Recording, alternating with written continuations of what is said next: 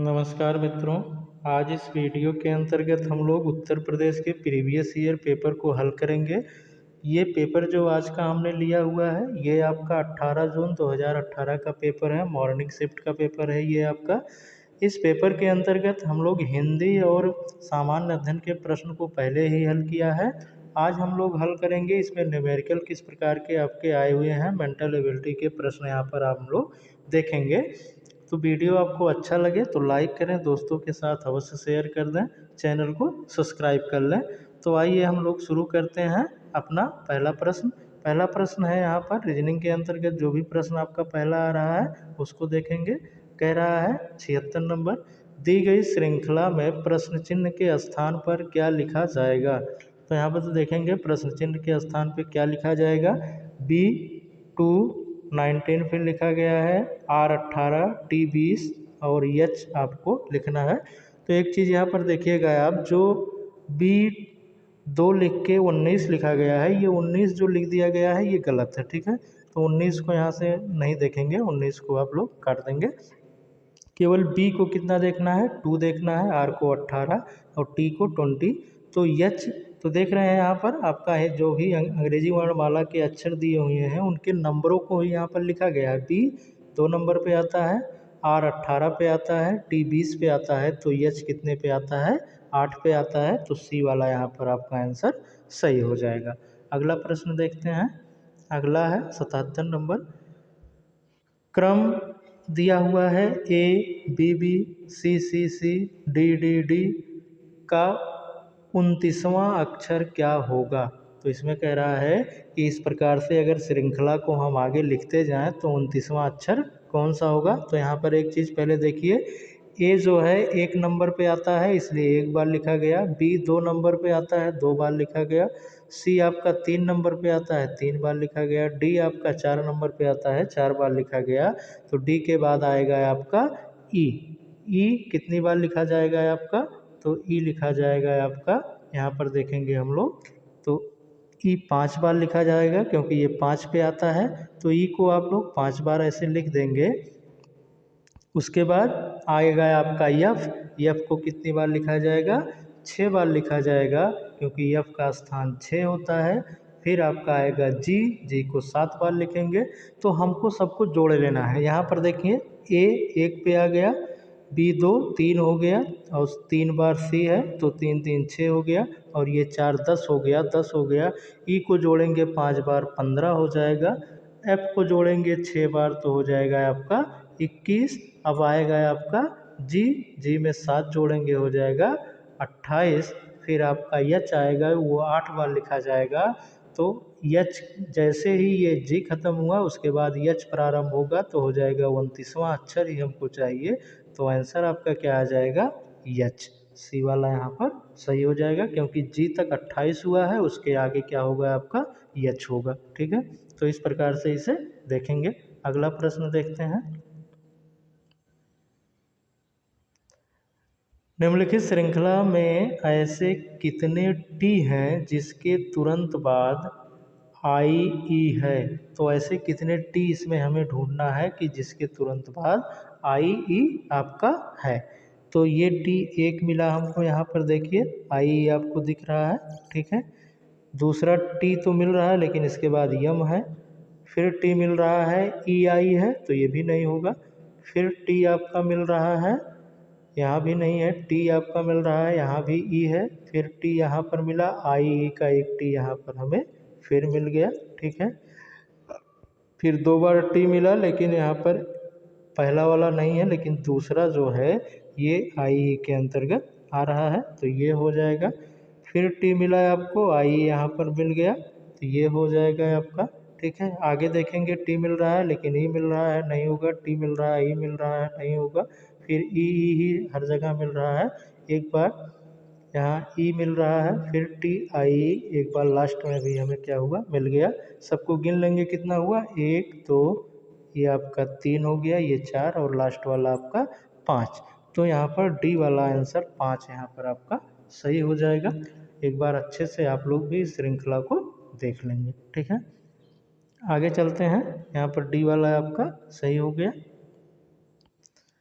अगला प्रश्न है आपका, प्रश्न है रमेश उत्तर की ओर जाता है, बाएं मुड़ता है, फिर दाएं मुड़ता है, फिर बाएं मुड़ता है। अब रमेश किस दिशा की ओर जा रहा है? ए पूरब, बी पश्चिम, सी उत्तर की डी आपका दक्षिण। तो कह रहा है कि रमेश किस दिशा में है? उत्तर की ओर। तो उत्तर की ओर इस प्रकार से रमेश को क्या करेंगे? खड़ा कर देंगे। अब यहाँ पर ज़्यादा आपको लगाने की ज़रूरत नहीं है। यहाँ देखिए दाएं एक बार आया, दाएं फिर दो बार आया, फिर एक बार क्या आया? बाएं। तो एक बाएं से एक दाएं आपका कट गया। तो अब केवल रमेश उत्तर की ओर से दाएं की तरफ ही क्या हो जाएगा? मुड़ जाएगा। वही हमारा दिशा हो जाएगा। तो इस साइड में जा रहा था, अब दाएं मुड़ने का मतलब इस साइड में आपका मुड़ गया। तो इस साइड में जब मुड़ा तो किस दिशा में गया? तो ये दिशा होता है आपका पूरब। ठीक है, ऊपर की होता है और उत्तर, फिर इस साइड में होता है आपका पश्चिम, नीचे होता है आपका दक्षिण। तो यहाँ पर ए वाला आंसर आपका सही हो जाएगा। अगला देखते हैं, सुनीता दक्षिण की ओर जाती है, बाएं मुड़ती है, फिर दाएं मुड़ती है और फिर बाएं मुड़ती है। अब सुनीता किस दिशा की ओर जा रही है? इसको भी उसी प्रकार से करेंगे। सुनीता किस तरफ जा रही है? दक्षिण की तरफ। तो इसका मुख हो जाएगा नीचे की तरफ। ठीक है, अब वही देख लीजिए, आपका बाएं आया, फिर दाएं आया, तो ये आपका क्या हो गया? कट गया। बायां और दायां आपका खत्म। फिर एक बार क्या बचा है? आपका बायां बचा हुआ है। तो सुनीता को इधर से बाएं की तरफ क्या करेंगे?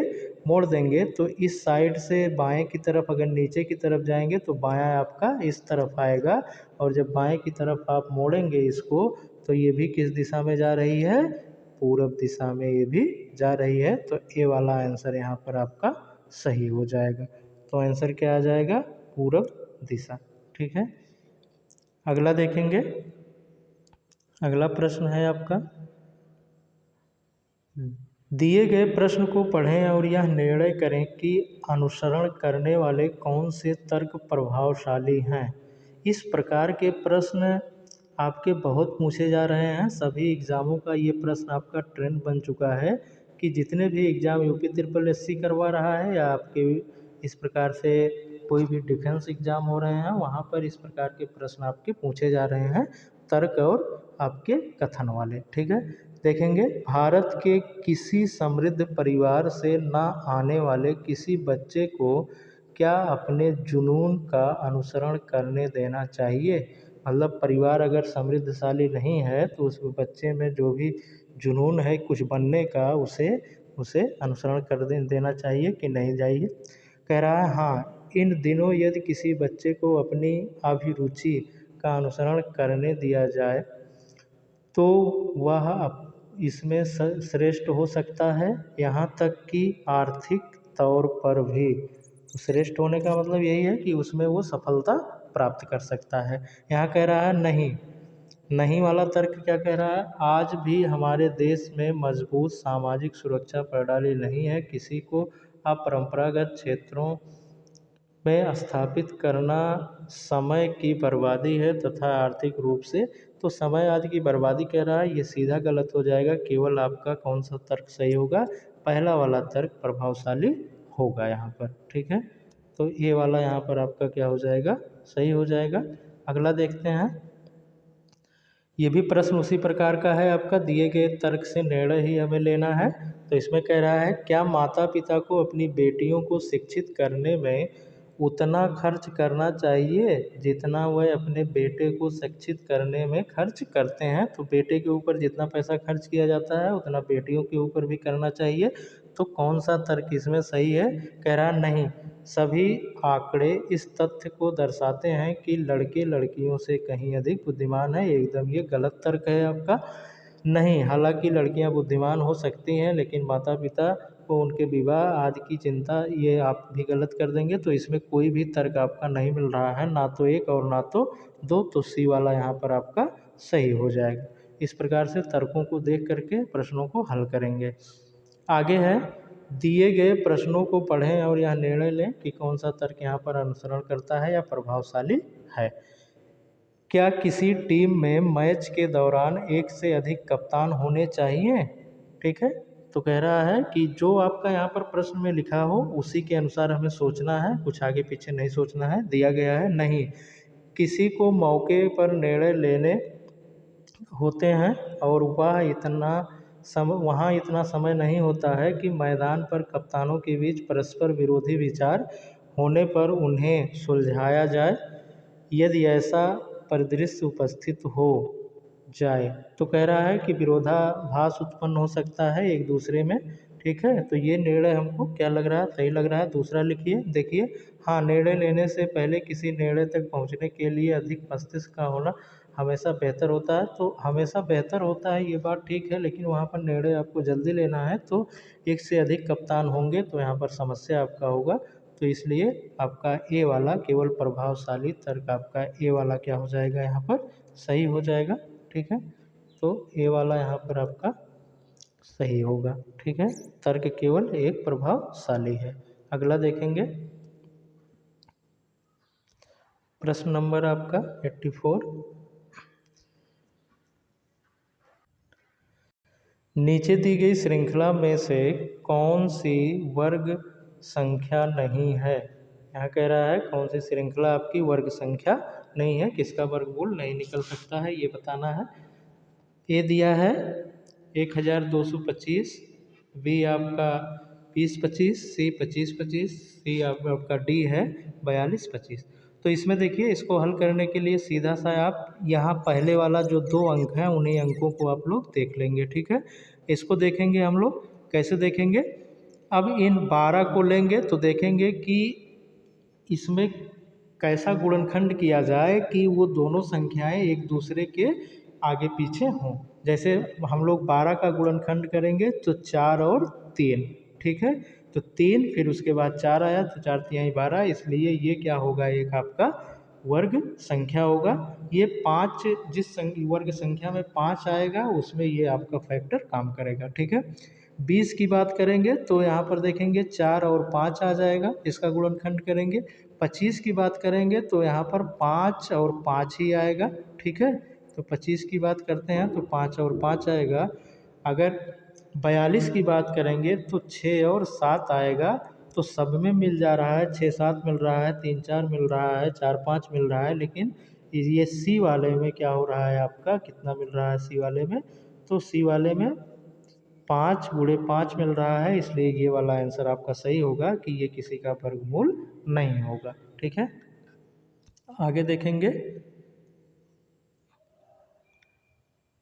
समीकरण को हल करने के लिए सबसे उपयुक्त विकल्प को क्या करें, चुनें। कैसे समीकरण को हल करेंगे और क्या आएगा हल करने पर, ये हमें बताना है। तो यहाँ पर देख रहे हैं, दिया है 60 भाग करना है 5 से।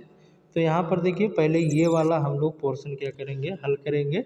तो 16 है आपका, 16 में आपका घटाना है 8, लेकिन उसमें देना था भाग 2 से। तब जब 2 से हम लोग भाग दे देंगे तो कितना आ जाएगा यहाँ पर, 4। 4 को घटा देंगे तो कितना आ जाएगा यहाँ पर आपका, आ जाएगा 12। ठीक है, 12 आ गया। अब 12 में गुणा भी करना है और 3 से भाग भी देना है। तो यहाँ पर 3 से क्या करेंगे, भाग देंगे तो 4 आ जाएगा यहाँ पर। ठीक है, तो जब 4 आ गया, अब यहाँ बचा कितना हमारा, 4। ठीक है, यहाँ 4 बचा हुआ है, 4 में गुणा करना है कितने से, 5 से। तो 5 कितना हो गया आपका, 20 हो गया। अब यहाँ बचा हुआ है आपका, कितना बचा हुआ है इसको देखेंगे। तो जो आपका बच रहा है वो बच रहा है 60 भागे 5 और गुणे आपका 4। ठीक है, तो इसको पहले गुणा नहीं करेंगे, पहले इसमें भाग दे देंगे तो 12 आ जाएगा, और 12 में 4 का गुणा करेंगे तो आपका 48 आ जाएगा। तो आंसर ए वाला यहाँ पर आपका सही हो जाएगा। अगला प्रश्न देखते हैं, समीकरण को हल करने के लिए सबसे उपयुक्त विकल्प कौन सा है, इसमें भी देखना है, वही करना है आपको। ठीक है, हल करेंगे तो यहाँ पर जब आप इसको हल करेंगे तो आंसर आपका कितना आ जाएगा, यहाँ पर जब इसको हम लोग हल करेंगे तो आंसर ए वाला आपका आएगा 19.62। ठीक है, तो इस प्रकार से इसे आप लोग देख लीजिएगा। अगला प्रश्न है आपका, सबसे उपयुक्त विकल्प को चुनें जो 4/5 और 2/3 के बीच में अंतर क्या होगा। ऐसे विकल्प को चुनना है कि इसके बीच में अंतर हमारा क्या आएगा। ठीक है, तो यहाँ पर हम लोग देख रहे हैं 4/5 लिख देंगे और माइनस करेंगे 2/3। ठीक है, तो यहाँ ये सी वाला और डी वाला विकल्प वैसे ख़त्म हो गया क्योंकि 5 तिहाई आपका 15, तो हर में आपका 15 आना चाहिए। ठीक है, इसका तिरछा गुणा कर लेंगे तो 4 तिहाई कितना हो जाएगा आपका 12 और 5 दूनी कितना हो जाएगा 10। 12 में से 10 घटा देंगे तो कितना आ जाएगा आपका 2, और नीचे क्या हर में बचेगा आपका 5 तिहाई 15, तो 2/15 इसका आपका आंसर आएगा। तो यहाँ पर बी वाला विकल्प आपका सही हो जाएगा। इस प्रकार से इसको हल कर लेंगे। आगे देखते हैं अगला प्रश्न। कह रहा है कि 30, 60, 72 का महत्तम समापवर्तक होगा। तो यहाँ पर हमें HCF निकालना है 30, 60 और 72 का। ठीक है, तो HCF निकालने के लिए क्या इसका अर्थ है कि कौन सी ऐसी संख्या है जो 30, 60 और 72 सभी को काट सकती है, या 30, 60 और 72 पूर्णतया किस संख्या से कट सकते हैं। तो यहाँ पर विकल्प के द्वारा भी आप हल कर सकते हैं। 12 से अगर देखेंगे तो 12 से आपका 30 नहीं कटेगा, इसलिए ये नहीं होगा। ठीक है, अगर हम लोग 6 की बात करते हैं तो 6 से आपका 30 भी कट जाएगा, 60 भी कट जाएगा, 72 भी कट जाएगा, और ये बड़ी से बड़ी संख्या भी है, तो यहाँ पर ए और बी भी नहीं होगा, इसलिए सी वाला आंसर आपका क्या हो जाएगा, सही हो जाएगा। तो आंसर हमारा हो जाएगा 6। ये इसका क्या है, महत्तम समापवर्तक है। अगला देखेंगे, दिया है इसमें हमें लघुत्तम समापवर्तक ज्ञात करना है, वहाँ पर महत्तम, तो यहाँ पर आपका लघुत्तम ज्ञात करना है 15, 30 और 24 का। तो लघुत्तम समापवर्तक 15, 30, 24 का निकालने के लिए सीधा सा आप 15, 30 और 24 का क्या निकाल लेंगे, गुणनखंड करके इस प्रकार से, पहले 2 से भाग देकर फिर 3 से भाग देकर इस प्रकार से निकालेंगे, तो आपका आंसर आ जाएगा यहाँ पर 120। ठीक है, तो आंसर यहाँ पर आपको कितना मिल जाएगा, 120। डी वाला यहाँ पर आपको सही हो जाएगा। ठीक है, यहाँ पर ऐसी संख्या होती है जिसमें आपका 15, 30 और 24 से भाग देने पर पूर्णतया वो संख्या आपकी विभाजित हो जाएगी। तो 120 है, इसमें 15 से, 30 से और आप 24 से भाग देंगे तो पूर्णतया वो विभाजित हो जाएगी। अगला देखेंगे,